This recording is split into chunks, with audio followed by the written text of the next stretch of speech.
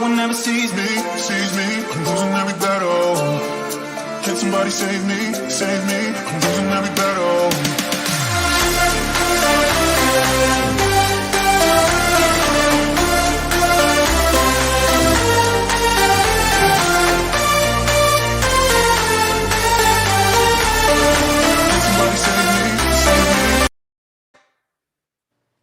Welcome to Battle2BE, the Trauma Transformation Podcast. Tonight, we are live with Julee Winterbourne, and she is a fantastic artist. But not only that, she's also a healer, and she facilitates these amazing sessions that I'm going to let her tell you about, but I'm going to tell you that I got to have one of these sessions, and if you get the opportunity, it's something that everyone should try to do. Everyone should explore. Everyone should experience. It is fun. It is liberating. And there is a essential healing quality to touching your inner child that comes out.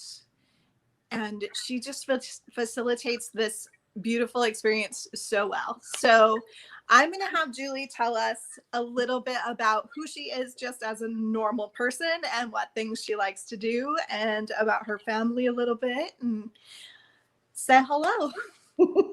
Well, thank you. I don't know about terribly normal, but I'll do my best to kind of show up, appropriately. So thank you for having me. I'm really honored to be here with you this evening and excited to have a conversation with you about this. So first of all, thank you very much. Second of all, let's see, who am I? My name is Julee Winterbourne, and I am a native of Northern California, I'm a fifth generation Californian, so I'm a born weirdo. And that comes through in the work that I get to do. My day-to-day life, I'm a mom to one teenage child who is 17.795 years old, going on 35.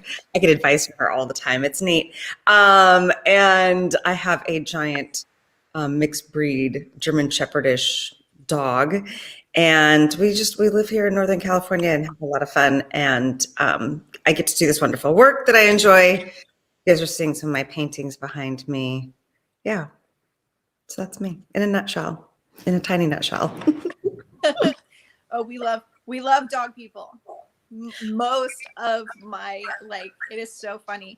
All of my clientele, my military, my police officers, I think at least 80%, and that's a total guess, they've got to be dog people. It's so funny. I think there's definitely a difference. My child who gives me advice, she's a cat person. And let me tell you, we're wildly different.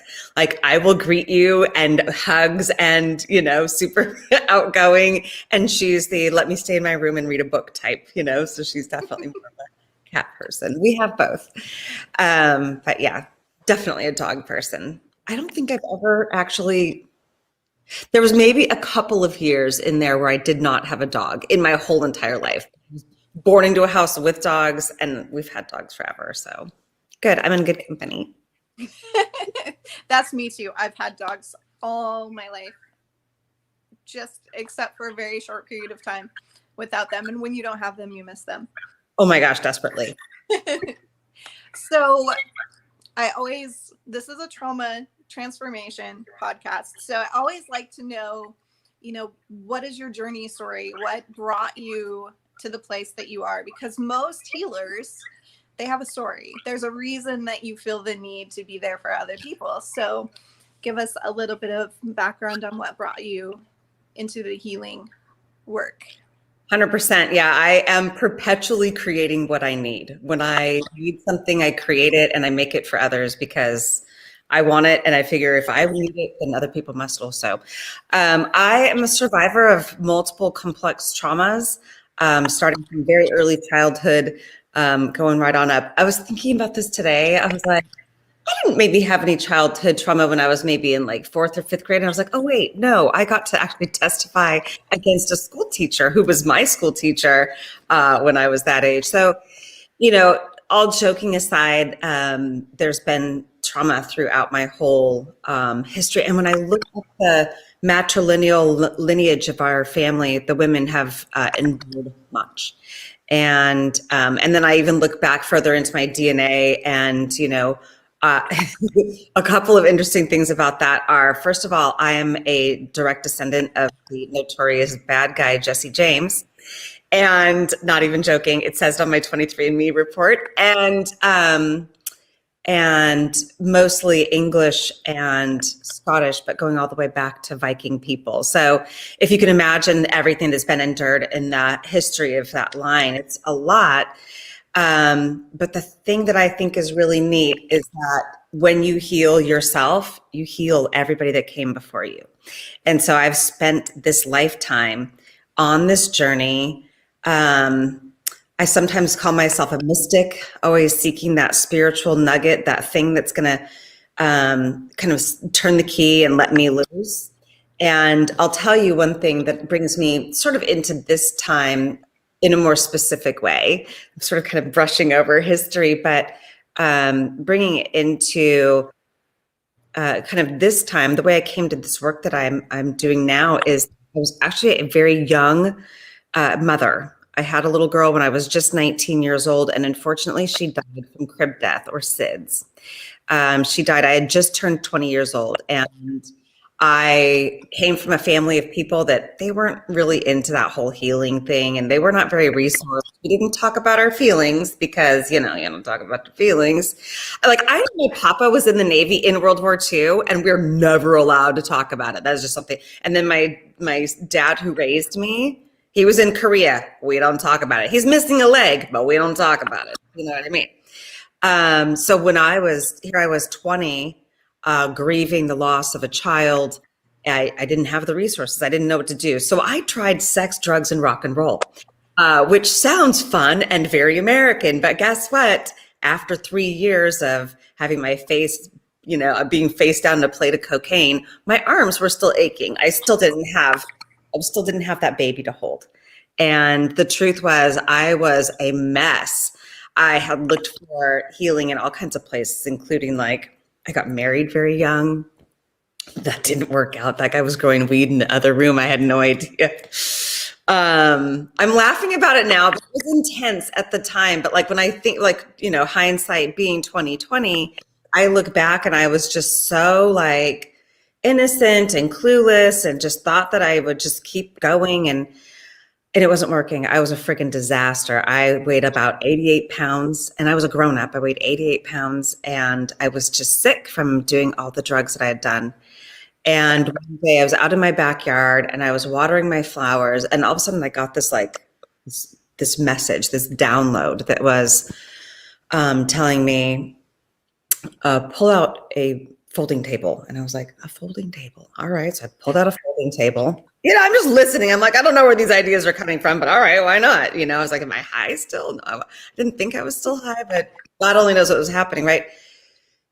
And it was, the voice was also like, you need to go and get a bucket of water, not just a little water, a whole bucket. So I went rummaging around the garage, and I found a 5-gallon old bucket. And filled it up with water. And I found a paintbrush, the kind of paintbrushes that you use for painting the trim on your house, like a wide paintbrush, and some crappy old drugstore watercolors. And I found this massive paper. I was a crafter at the time, but I did not think of myself as an artist. I would call myself an artist. I would put air quotes around it. I'm an artist. And I went out to the backyard and I put these things together. And I remember standing there. I can still feel that warm September sun on my shoulders, and my feet were dug into the sand, lawn on the ground. And I just started painting. I was pulling water out of that bucket and putting it on the big paper, and putting my brush into the colors and swirling it into water. And I don't know if you've ever I know you do some artwork. And so, when watercolors meet water, they kind of swirl around. And I was fascinated. And suddenly I was just extremely present. Suddenly I was watching the colors and getting another color and bringing it in, and getting another color and bringing it in. And all of a sudden I felt this ka-chunk. I felt myself come back into my body. I don't know that I had ever been fully in my body in my whole entire life.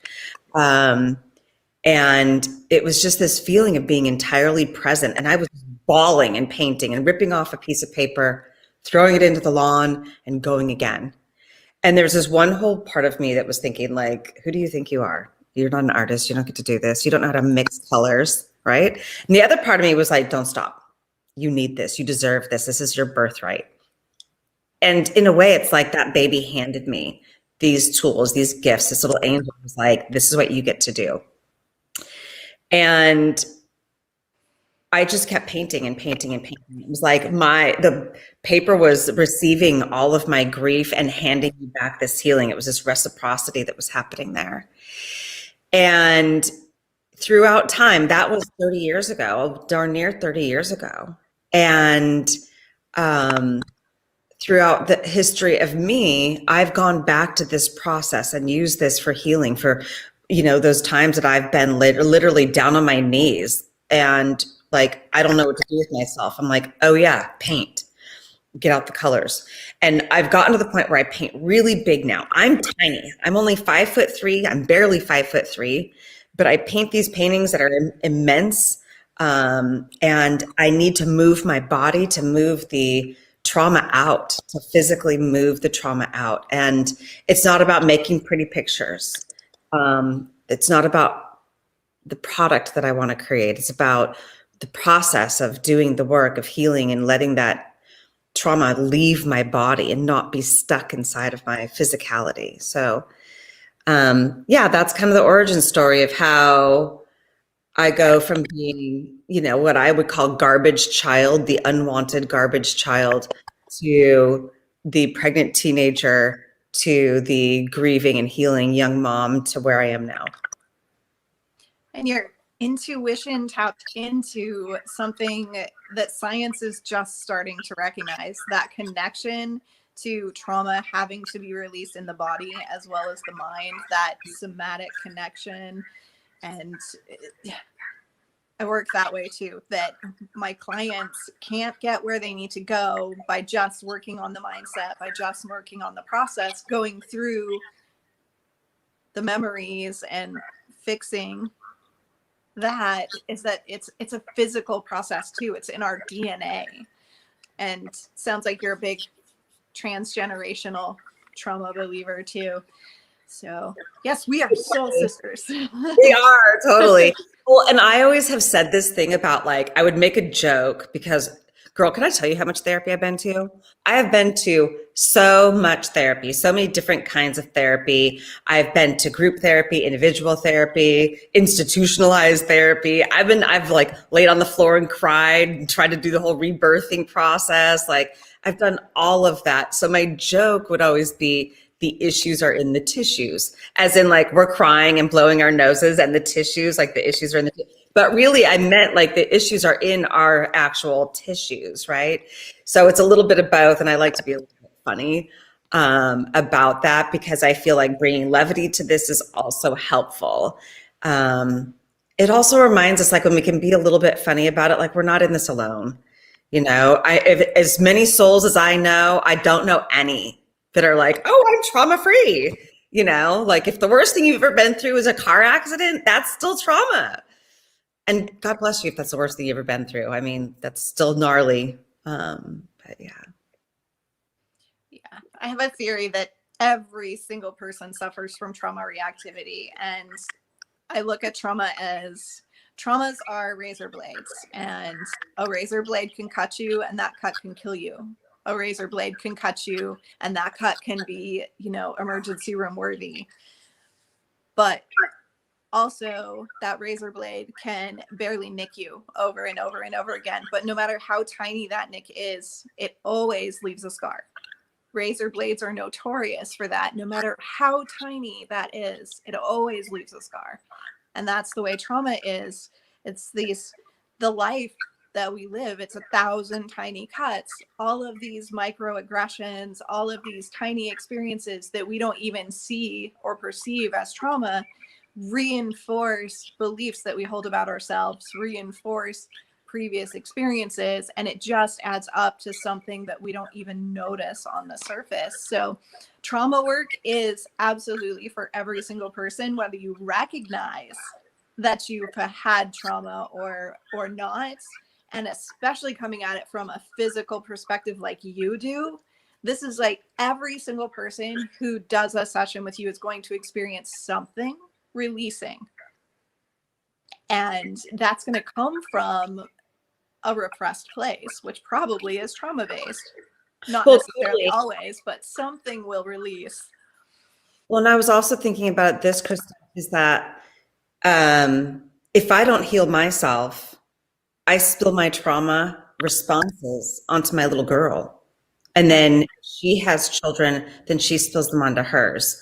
And so that trauma can still be impactful. That same razor blade cut, if the little girl always has to grow up seeing that there's that cut on my mom, there's still that question of how did that get there? That's still their own, like you said, microaggression, or these smaller things that happen. Like my child has not endured the things that I've endured. We made sure of that. Thank God to this point, she's 17 and a half years old. She's going to college in a minute. So Lord only knows what's going to happen once she gets out into the big wide world, and hopefully nothing ever happens to her. And because she's been well equipped and is extremely resourced, hopefully she's as safe as you can make a small person, a young person. But that generational trauma is very real. And it spills down from one generation onto the next, onto the next. And if we don't heal ourselves, because I think a lot of times people think like doing this kind of therapeutic type work is selfish. And I'm like, no, girl, you got to do this work. No, sweetheart, everyone needs to do this work. I work with men and women.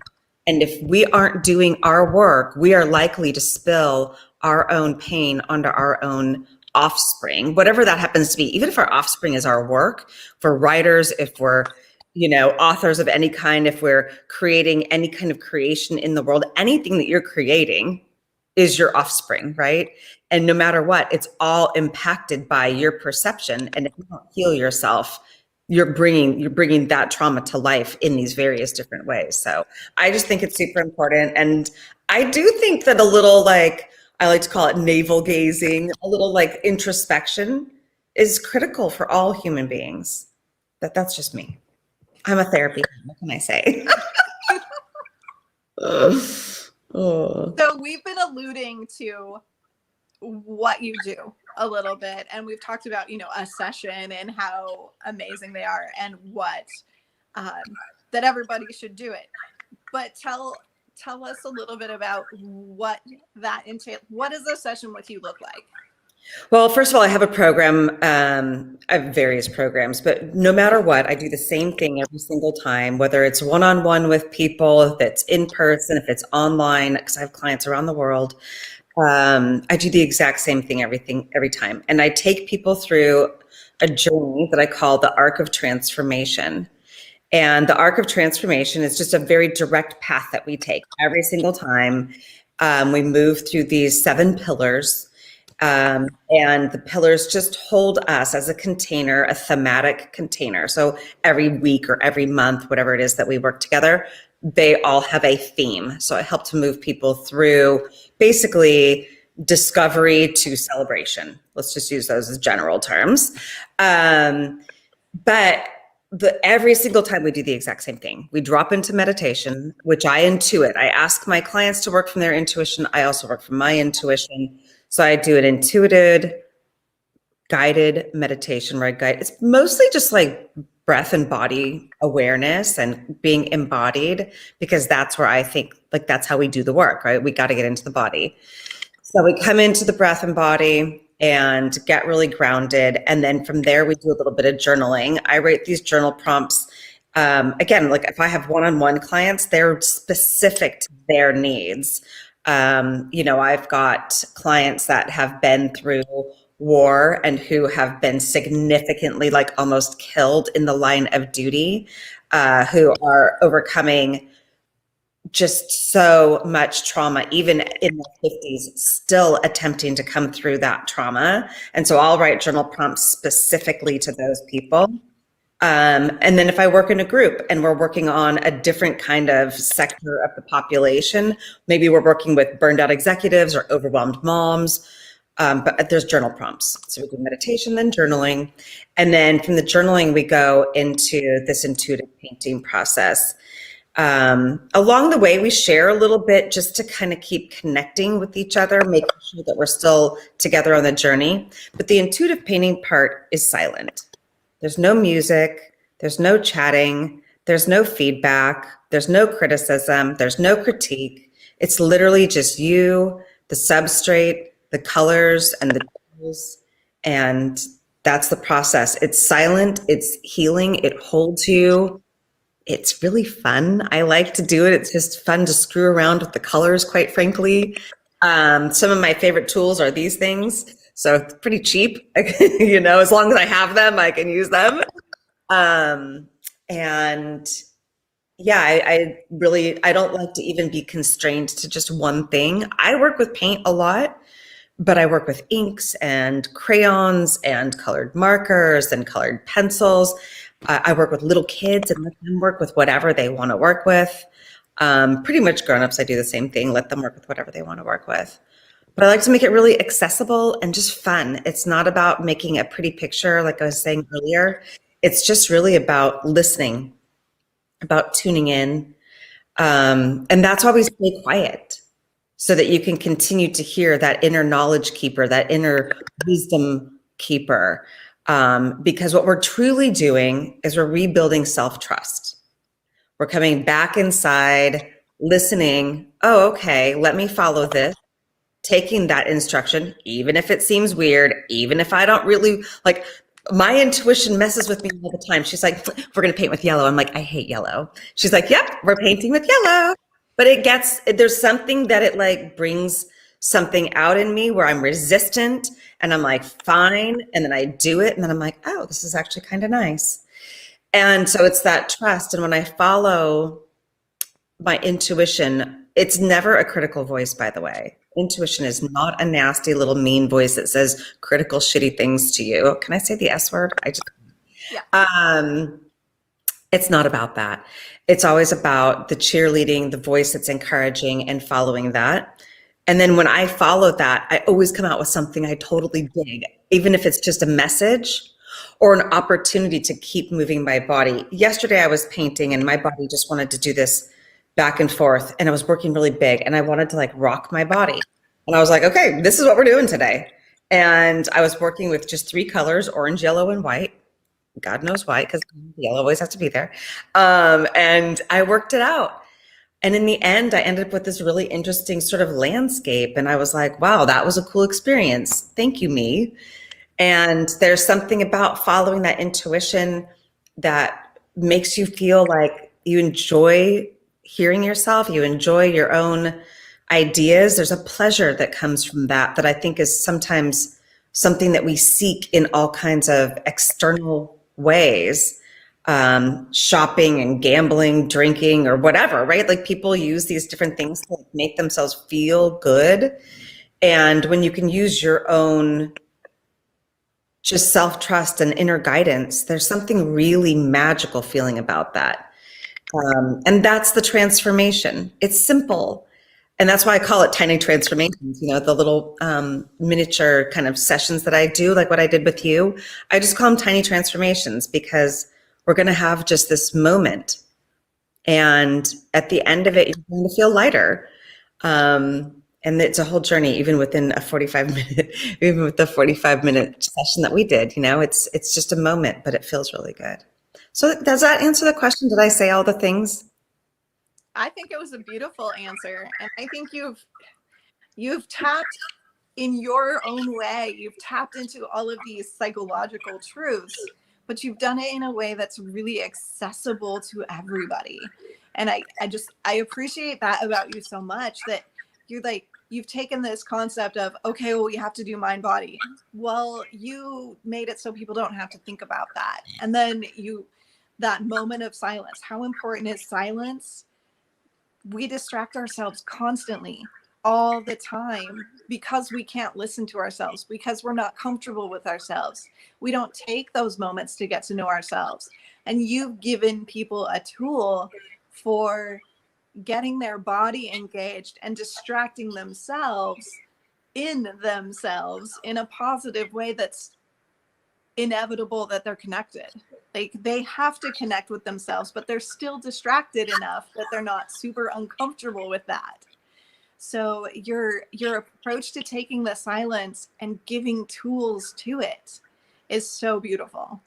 And I think that's one of your magic tricks, like how it's so successful that anyone who does it is going to have that moment, is going to have a connection, is going to come up with a good result, even if they're like, I'm not an artist, or I'm not comfortable with this, or whoa, this is weird, or no matter how they come into it, there's something to be had, something to be received in. Like, I'm not a big advocate of most people that I have on the show. I will tell people, you know, do your research, find out about this person, how you feel about them. But this method that you're using, I'm all in. I'm just like, if you are interested or curious, see Julie, because I have no caution flags on this process whatsoever. I don't see any possibility for a bad experience. You're so awesome. I appreciate that. You're giving me chills. It's such an honor to have done this work with you, for you to see it, because, you know, I like to say I glitter on shit for a living, right? You actually are doing the science part. And I'm over here listening and listening and listening, and 30 years of listening, you know, maybe I get something on a different kind of a level, but knowing that there are other people out there holding the science and looking at it and going, oh no, this is a real thing. It's an honor to have people validate me in that way, validate the work in that way. So thank you for that. Safe exploration is hard to come by. There are a lot of people out there doing things that are risky and things that are unsafe and making claims that they have no business making, and you don't do any of those things. Your work is I find no faults with your work. I'm just like, yay, I love this person.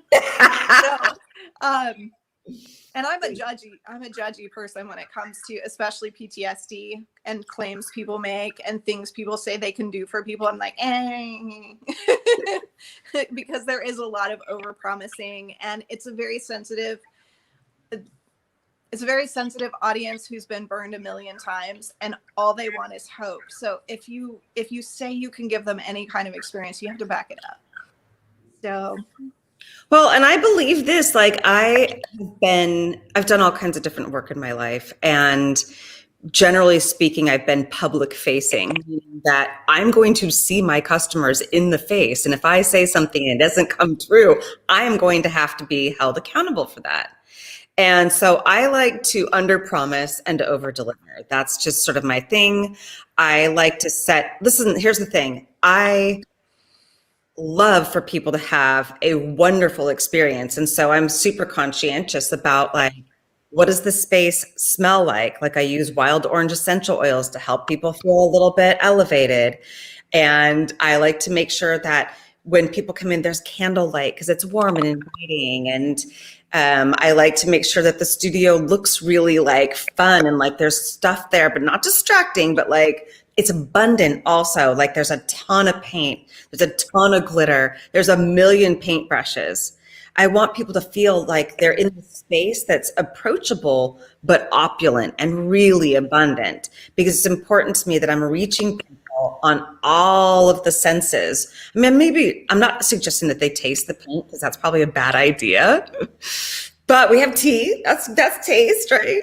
But I try to hit all the senses and make sure that people feel really supported in all the ways. And I'm grateful. I do have clients who are dealing with trauma, and I will say I help soften the edge of trauma. But that if you are really dealing with trauma, you need a trauma trained therapist. That's something I tell every client that I ever work with that has PTSD. You need a trauma trained therapist.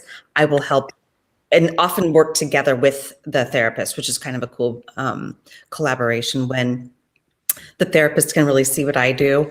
And I can make sure that we're on theme and not doing anything that's counterproductive. So thank you for recognizing that. I appreciate that, Krista. That's my favorite thing too, is when you get paired with a person who's working with a fantastic therapist, and then you can add all the layers in that they're missing in their time off. and you have that partnership going. So they go to therapy, they get something really big happens, they get to just purge, and then they go home and they're like, oh my gosh, what do I do in this off time? I've got 2 weeks now, and they can have all these alternative resources and tools to, as you said, take the edge off that downtime and help process things in different ways and get the body more engaged, because it's very rare for therapy to opt to include the somatic approach. So it's really, really fun to have those partnerships.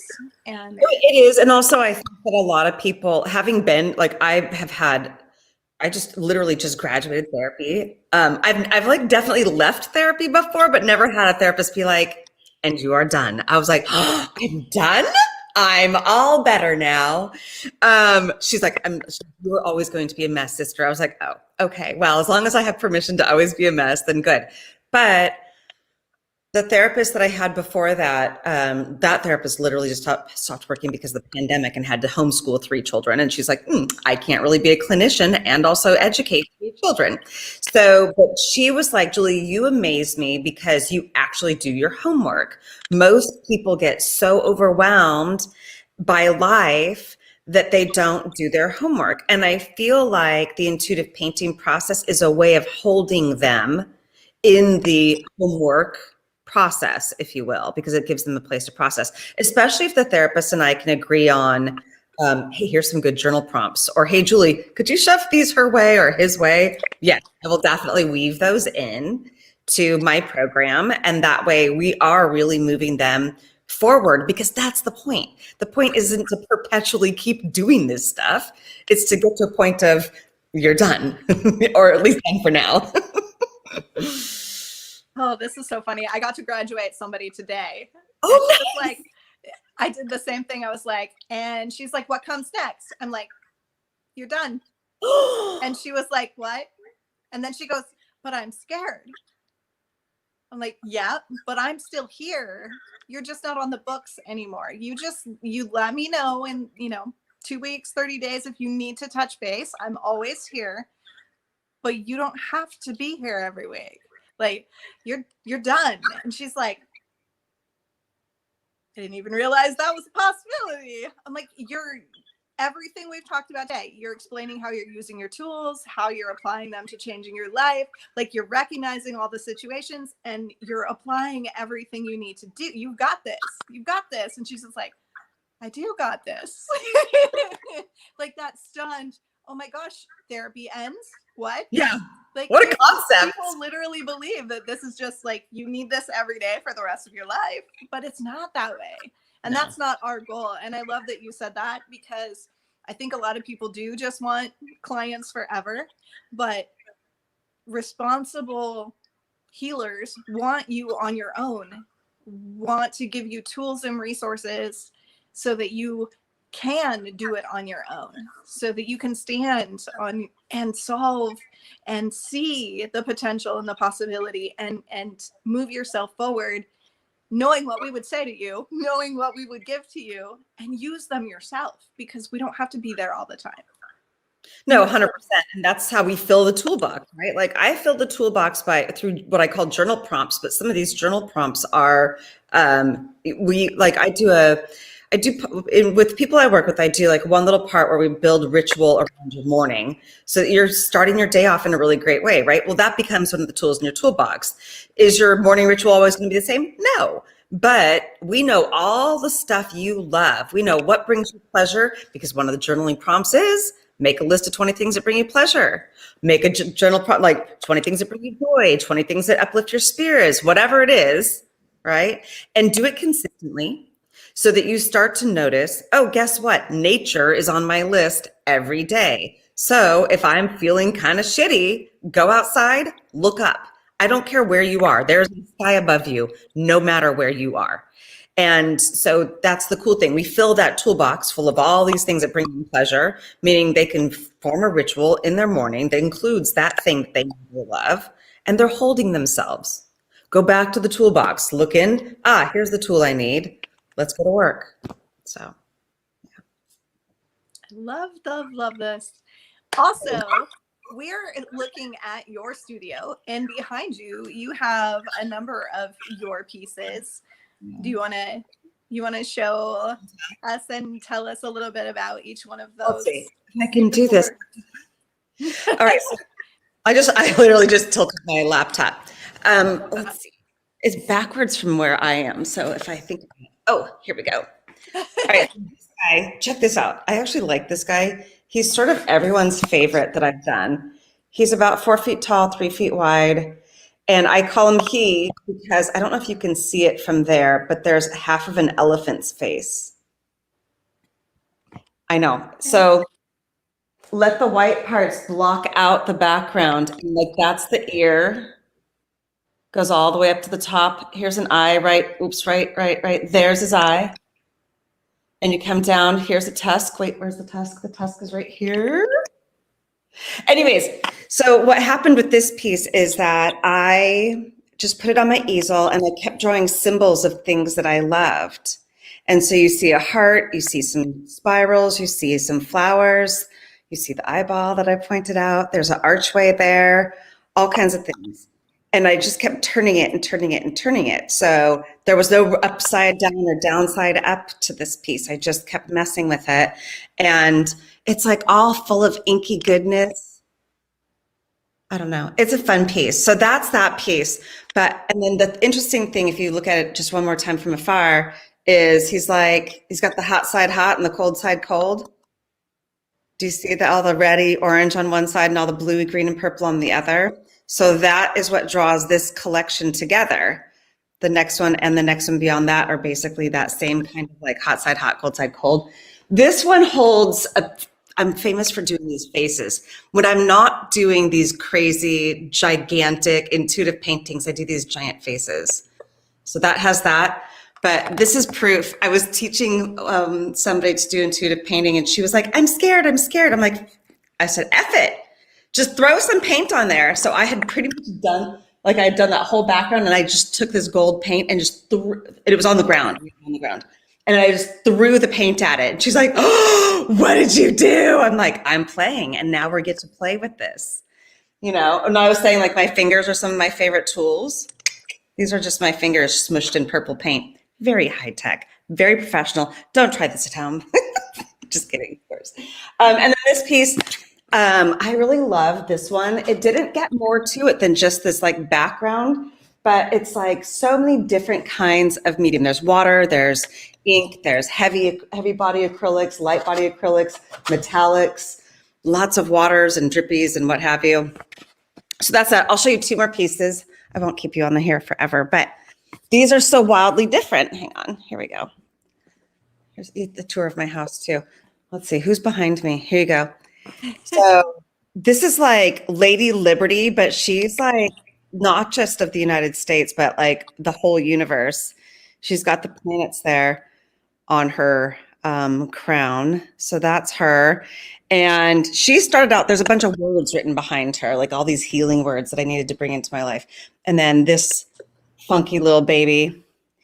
Yeah, I don't even know what to say about that one.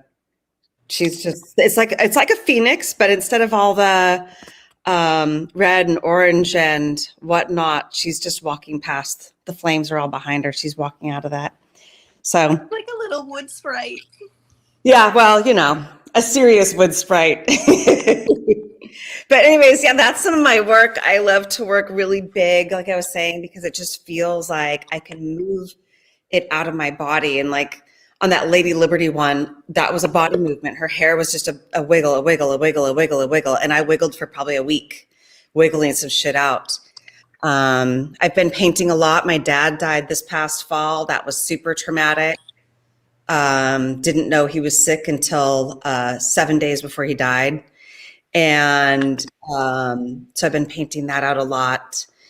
I also like to, not just for trauma, but I like to also paint to like come up with new ideas for how to help my kid through certain situations, or when I'm trying to come up with a new way of helping a client or a new program. So it's just anytime I really want to get in touch with what's going on inside, I let it come out that way. I journal a lot too, because I feel like I don't know what's up in here until I kind of pull it out. I think of the Harry Potter pensive, pulling the ideas out and sticking it into the dish. And that's kind of what I'm doing with my pencil into my journal, So that's me. You need a gateway. I do need a gateway, and I think that everyone does. Like, I think that it needs almost like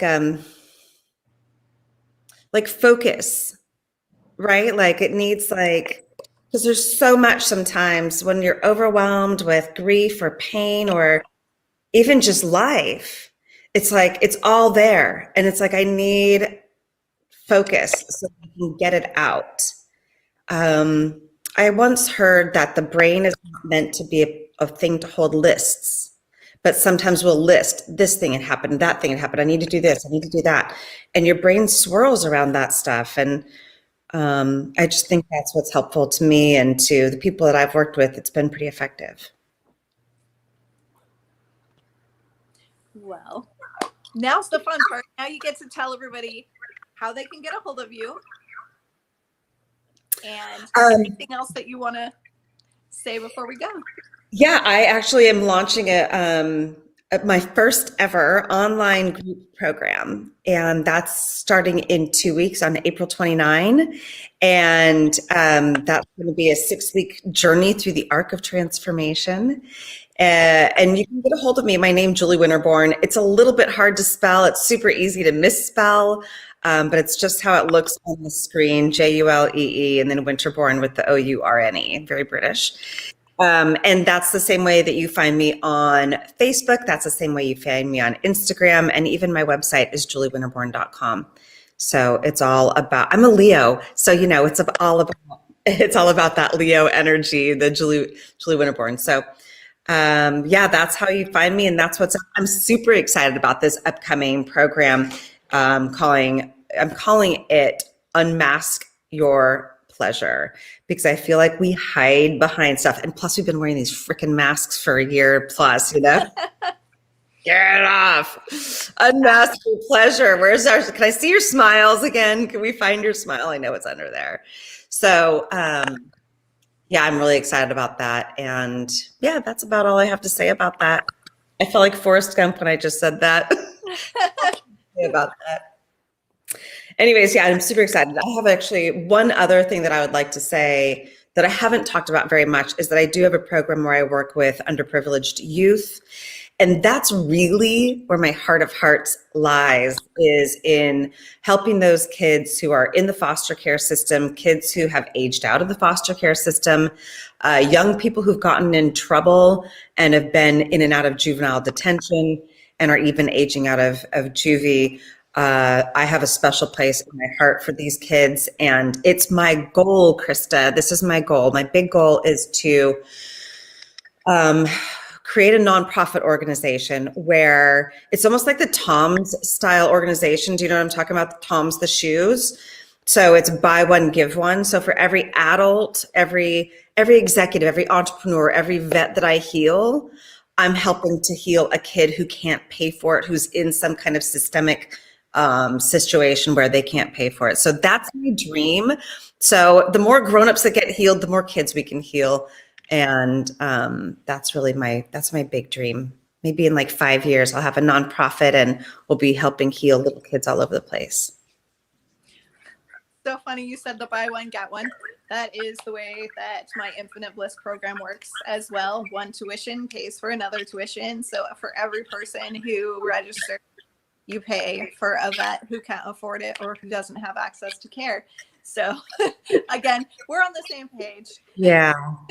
You know what? I mean, that's just it. I really do believe that we're all brought together on purpose, and that we're, kind of linking in arm and arm, because it's a lot easier to stand up together when we've got arms to link into.